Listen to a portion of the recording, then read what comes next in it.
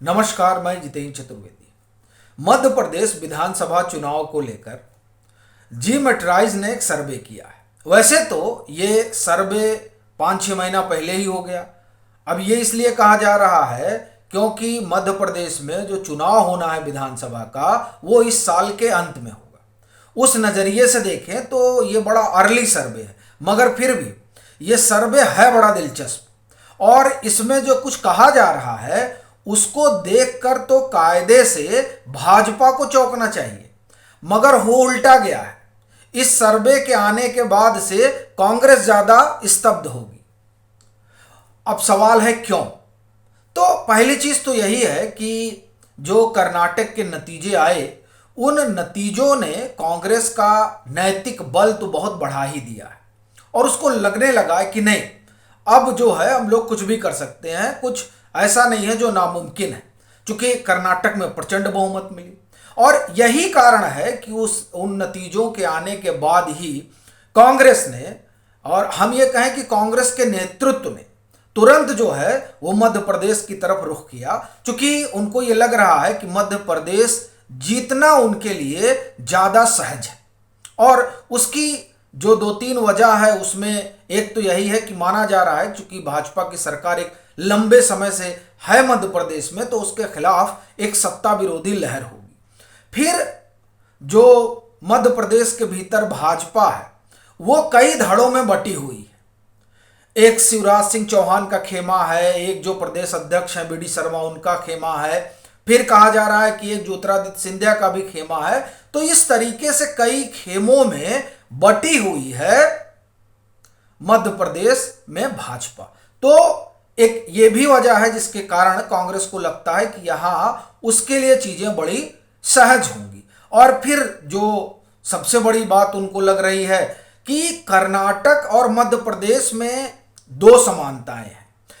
यहां भी सरकार जोड़ तोड़ से बनी थी, यानी मध्य प्रदेश में, और जोड़ तोड़ से ही सरकार कर्नाटक में भी बनी थी।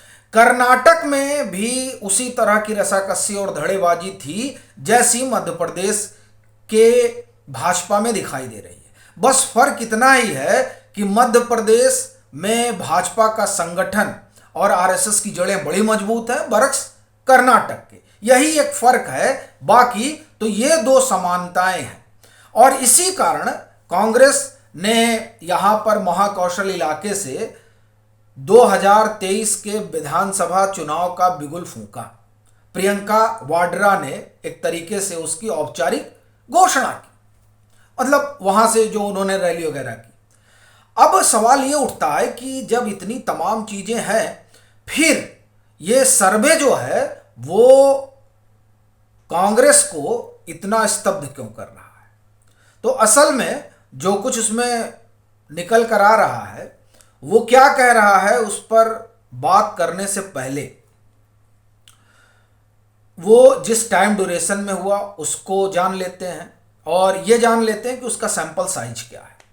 तो जहां तक बात साइज की है तो कोई 46,000 लोगों से इन्होंने राय शुमारी की है और ये 24 जून से 12 जून के बीच में हुआ है। अब इसको हम लोग पहले क्षेत्र वाइज जाएंगे और फिर टोटल सीटों पर आएंगे। वैसे तो ये कहा जा रहा है कि मध्य प्रदेश का चुनाव भाजपा हारने जा रही है।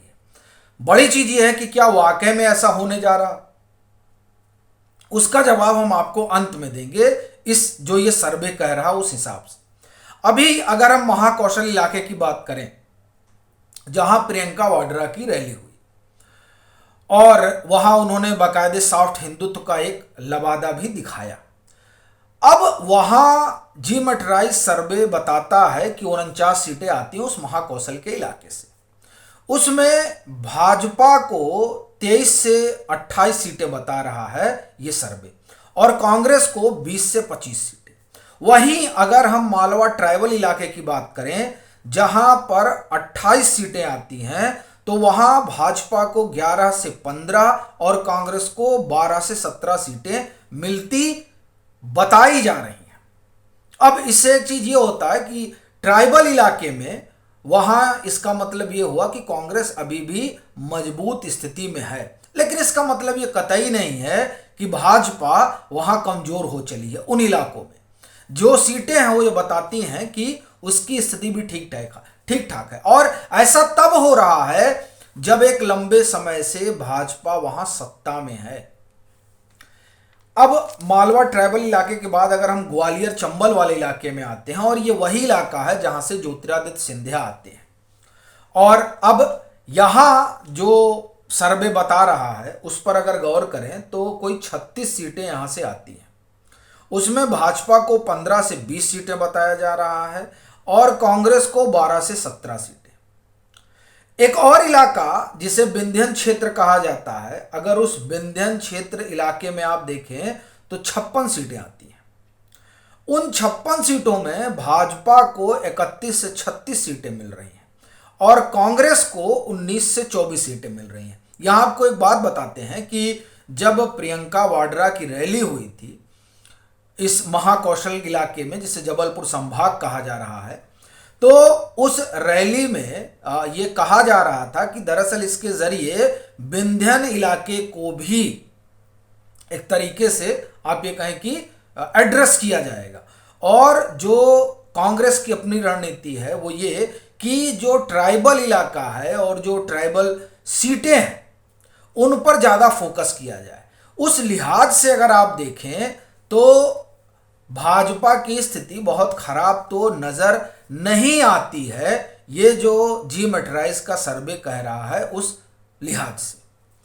अब अगर मालवा का उत्तरी इलाका, एक तो हमने आपको ट्राइबल इलाके के बारे में बताया जिसकी जो है जहां 28 सीटें आती हैं, और यहां जो है उत्तरी इलाके में 63 सीटें आती हैं। ये मैं अपने हिसाब से नहीं, ये जी मैटराइज ने इस तरह से जो है मध्य प्रदेश का सर्वे किया है। वैसे आपको मालवा उत्तरी इलाके में क्या है उसे बताने से पहले एक बात आपको बताऊं कि उसको एक आप ये कहें कि भौगोलिक नजरिए से, राजनीतिक नजरिए से मध्य प्रदेश को कोई 6 क्षेत्रों में बांटा जाता है।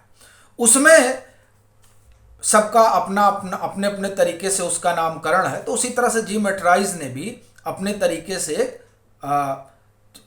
उनको इलाकों में बांटा है और उस लिहाज से उसका सर्वे किया है। तो उसमें अब हम बात कर रहे हैं मालवा उत्तर इलाके की, जहां से 63 सीटें आती हैं और इसमें भाजपा को 32 से 37 सीटें बताई जा रही हैं और कांग्रेस को 24 से 29 सीटें। अब जब आप टोटल देखेंगे तो टोटल देखकर आप स्तब्ध रहेंगे। वही इसलिए चूंकि जो ये सर्वे बता रहा है असल में उसकी माने तो भाजपा बड़े बहुमत के साथ मध्य प्रदेश में सरकार बना रही है। 119 से 129 सीटें भाजपा को मिलती हुई जी मैटराइज सर्वे बता रहा है और 94 से 104 सीटें कांग्रेस को बताई जा रही हैं। अब आप देखिए ये उस धारणा के एकदम उलट है जिसमें यह बताया जा रहा है कि कांग्रेस मध्य प्रदेश में सरकार बनाने जा रही है और शिवराज चौहान की सरकार जा रही है। मगर ये जो सर्वे है ये एकदम अलग तस्वीर उकेर रहा है, जो ये बता रही है कि वहां पर इतने लंबे भाजपा के शासन के बाद भी जो प्रधानमंत्री नरेंद्र मोदी कहते हैं कि उनकी जो सरकार होती है, यानी जो भाजपा की सरकार होती है, उसके खिलाफ कभी एंटी इनकम्बेंसी नहीं होती है, प्रो इनकम्बेंसी होती है। तो क्या ये जो जी मैटराइज का सर्वे ओपिनियन पोल बता रहा है वो असल में उसी प्री इनकम्बेंसी की तरफ इशारा कर रहा है?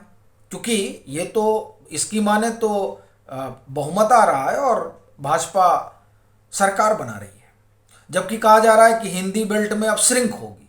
उसके उलट विधानसभा चुनाव के जो जो ये ओपिनियन पोल है वो तो एकदम अलग तस्वीर खींच रहा है। अब इसको लेकर आपकी अपनी क्या राय है वो आप जरूर साझा करें। मतांतर से नहीं जुड़े हैं तो जुड़ें, वीडियो को लाइक करें और खूब शेयर करें।